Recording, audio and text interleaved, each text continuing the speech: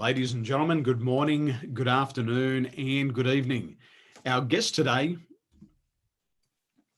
holds a Bachelor of Health Science in Acupuncture with a Master's of Traditional Chinese Medicine and is a current member of the Chinese Medicine Reference Group.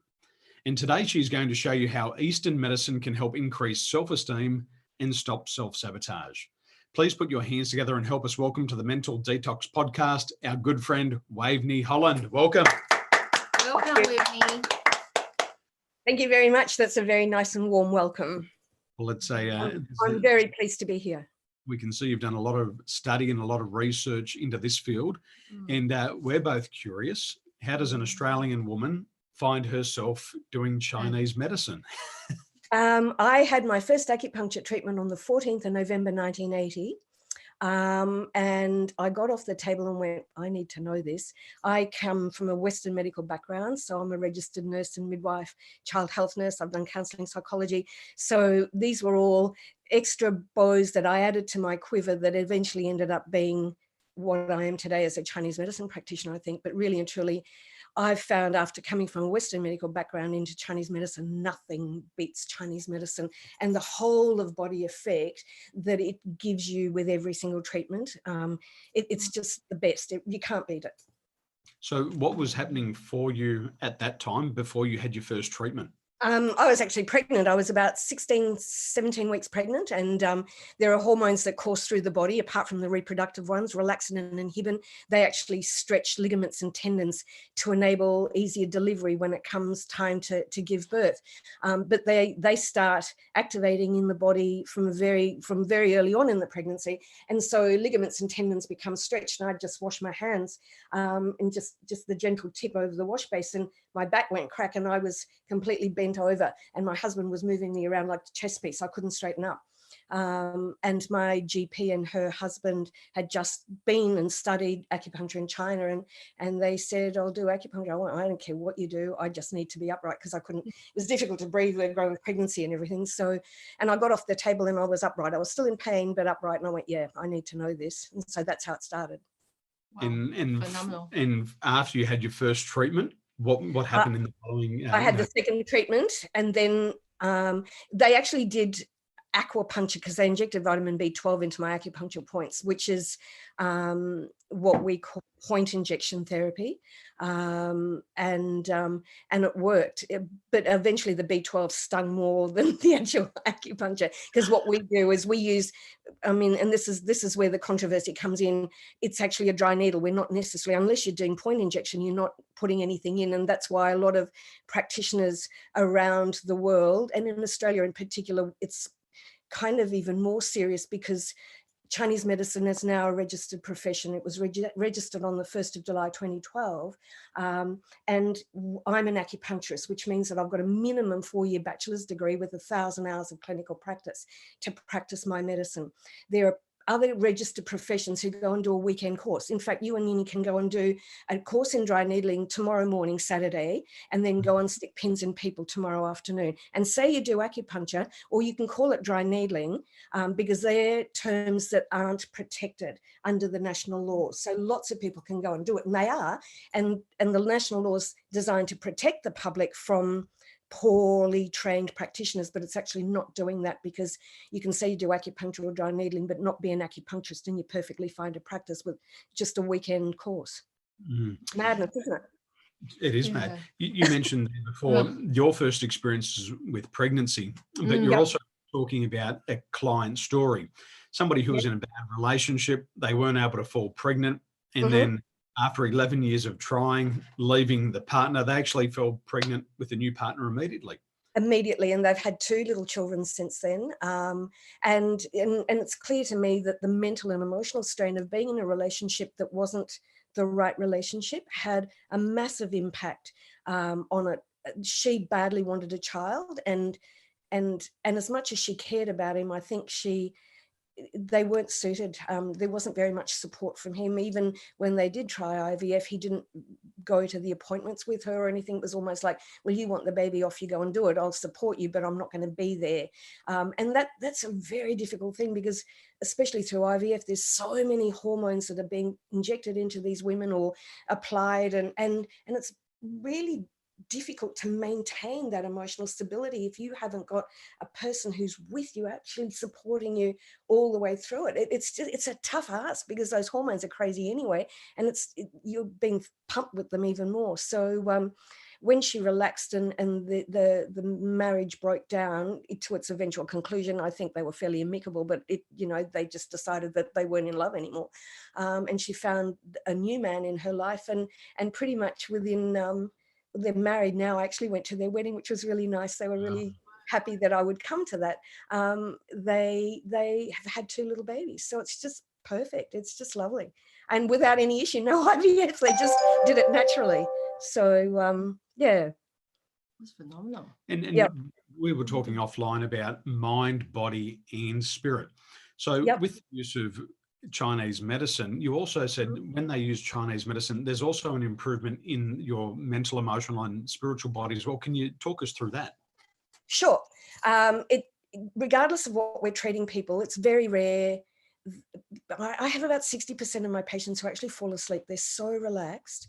It really is time out for that short period of that appointment, and they wake up renewed, because it calms the mind. They're relaxed. They know that they're also getting treatment, and this isn't having a go at Western medicine necessarily, but it's very rare that you go to a doctor and you actually feel better when you leave, because they'll either write a prescription, which means you have to go and fill that out, so you're not getting treatment there, or they're sending you off for referrals for blood tests or x-rays or scans or whatever it is. And again, you still don't even necessarily have a diagnosis. Whereas when you come to a Chinese medicine practitioner, you have someone who listens to you, because our appointments on the whole at least half an hour, but I have an hour for my appointments, which means that you get that therapeutic benefit of talking and explaining your fears, explaining what you're worried about, or what you can't control, any kind of overwhelmedness, any of that kind of thing is coming out during that interview without even having done a treatment. So that therapeutic chat is extraordinarily powerful in calming people's minds, and we never dismiss it. We don't ever sort of say, oh, it's just in your head, or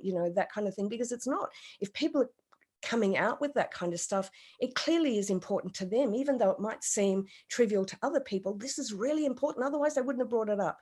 And when you engage at that level, they absolutely feel confident and secure, and they feel safe, because they know that you're on their side, you're on their team to make them feel better from a physical point of view, and that mind and emotion is calmed at the same time. I like what you say there. When we teach people how to sell, we say the first 40% of the time of the sales relationship should just be building trust and rapport. Yep. And what we find is, if you just listen with intensity, you're taking notes, you're letting them talk, you don't interrupt, eventually they have that Freudian slip, and they tell you that thing that's holding them back that they would not dare tell anybody else. Absolutely. And you see how therapeutic it is for them. They're like, oh my gosh, Yep. I've never said that to anybody before. And when they say it out loud and the world hasn't crashed around them, they're still there and still talking and still thinking, they think, oh, okay, that wasn't as bad as I thought it was going to be. I let it out and nothing terrible has happened. So that's also really cathartic for them too, I think. And what you say at this stage here, what we want to do in the relationship is create an unconditional positive regard. And this is where there is no judgment or no criticism. So when they say it and they don't get criticized, they open up again and they keep letting it roll out. And by the end of the conversation, most of the times they're very clear on what they need to do. Yes, they do need some additional advice, but now they're clear on what they need to do. And who are we to criticize and judge anyway, really? It's just people have their own things that they need to make up their own minds. So giving them back their control. And when you first invited me to this, I said that a lot of people often choose the wrong goal, and it's all immediately self-sabotaging, because what they really want and what they really need are quite different. So they think they want that, but they actually need that. So their goal is wrong, and it was never going to necessarily achieve what they wanted, because they don't know what they want necessarily. They think they know, but or external influences. We met a gentleman years ago, and he said I want to own high-rise towers, and I want to have a Ferrari. And when I get that, then I'll be happy. Yep. And so I said to him, just out of curiosity, how long do you think it's going to take you to achieve that goal? And he said, probably about 30 years. And I said, well, could you be happy now before you get that? And he looked at me as if I was from outer space. Yep. And I said, what you've just said to me linguistically, you're going to delay all of your happiness until you achieve that thing 20 to 30 years down the track. Mhm. Could you just be happy now? And he had Yep. never considered it. So the goal should have been happiness and peace of mind to start with. Yep. You know, I said to Nini yesterday, we get people on the planet, they think they're going to be happy when they get a yacht, but they can't even be happy with a lollipop. Yep. And so we know it doesn't matter what they get. If they can't be happy with that lollipop, they'll never be happy with anything. And truly, a ute is much more serviceable and functional than a Ferrari. Yeah. So so Waveny, I think you share a lot of your good insights. So what kind of practical ideas that you can share with our friends and our followers to use Chinese medicine to increase self-esteem and stop self-sabotage? Well, Chinese medicine is beautiful in that it can maintain a person's wellness or well-being.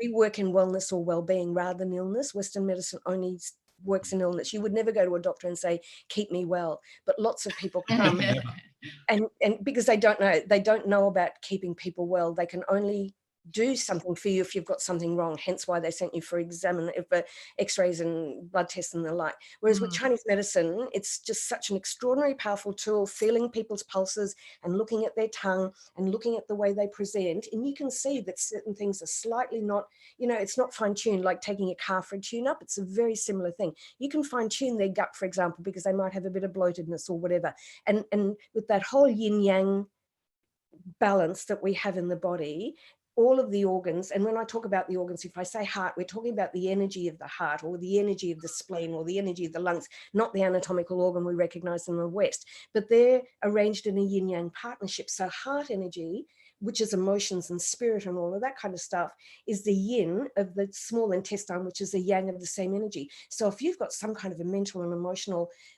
disruption going, you're not going to feel as though you have an appetite. You're not going to want to eat. Your gut is going to be in turmoil, because that's the connection that we have in Chinese medicine.